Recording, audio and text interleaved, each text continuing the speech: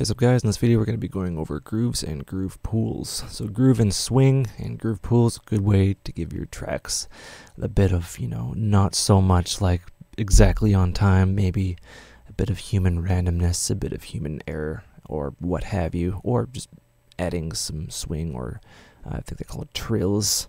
So I have our sound down here. I'm just going to add 16ths, right? I'm going to have it already selected. I'll shorten it up. Right, so this is our MIDI clip. You'll notice that there's a little thing down here called groove, and our hot swap button from before. We'll click on that, and you'll notice that we have a lot of .agr type things. These are swing and groove algorithms from various sources. Logic for one, the MPC, the legendary SP1200, some rock, percussion-y stuff, other kind of swing modes, traditional, that are in a few other products. I really like the SP1200. So I think there's 3 swing kind of algorithms: 8, 16, and 32. So ours is on 16ths, right? If we were 8ths, then we'd use the 8th, or if we were doing really fast hi-hats, we'd be 32 or 32nd or whatever.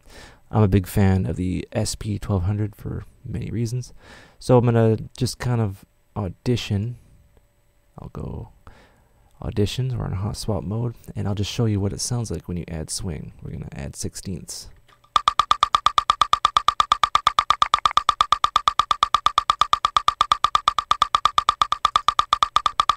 As you go up, it gets a little bit more intense.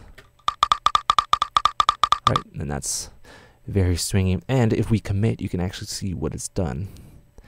Right, it's offset, every second. One there, and we can Control Z and not do that. So we'll go to another one.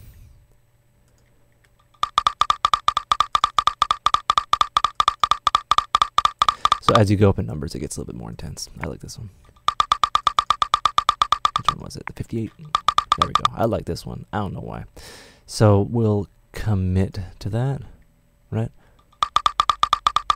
Right, and I guess, no wait. We will not commit. We will leave it as is for now. If you want to commit and have it directly written into the MIDI, say if you want to use it for like an external synthesizer or whatever, you will not commit. Sorry about that.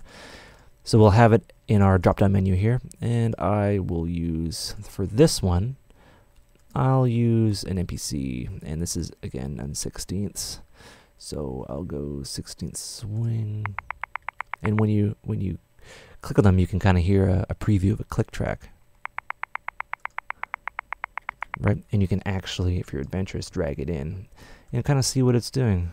Right, a little bit offset, cool. So what I'm going to do is I'm going to swap him.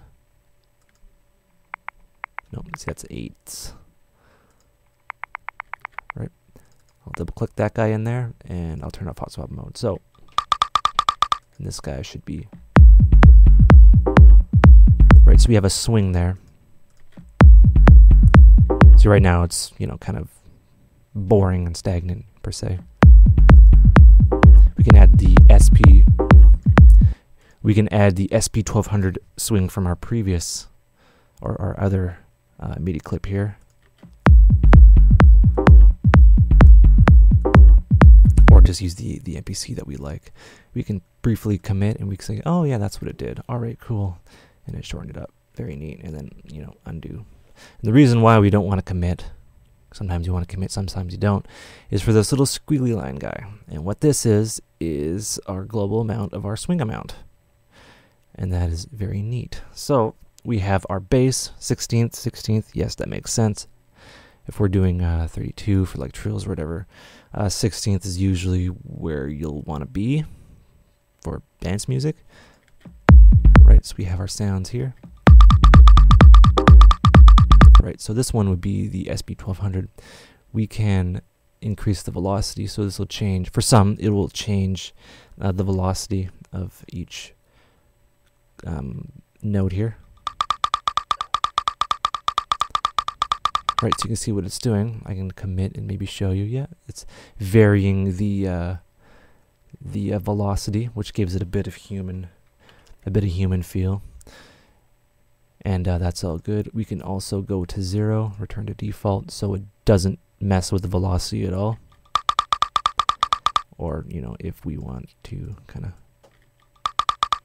do that, you know, you can do whatever you want. We can randomize it, randomize the swing amount, where how much it's offset. The timing, we can adjust the timing, and we can quantize. So this would be like correctness of it. We'll go here. So the quantize would be like how much does it shift back into where it's supposed to be, right? So it's very flexible of these grooves that were extracted from these classic machines. And of course there's a global amount, so it's very flexible. So we can 100% is 100%, and 0% would be, you know, back to normal, put back to where it should be. Right, so that sounds kind of boring.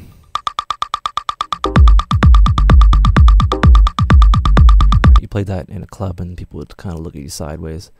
But with the swing enabled, it sounds a bit more interesting and groovy, and it makes you, you know, bob your head or stomp your feet or do whatever you do all day.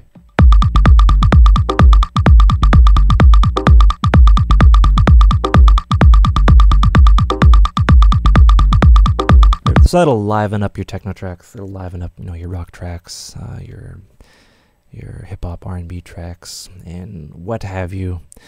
And yeah, that's basically your groove pool. So at the end of the day, if you want to commit to maybe like bring it into another software, you can commit, and this will get grayed out.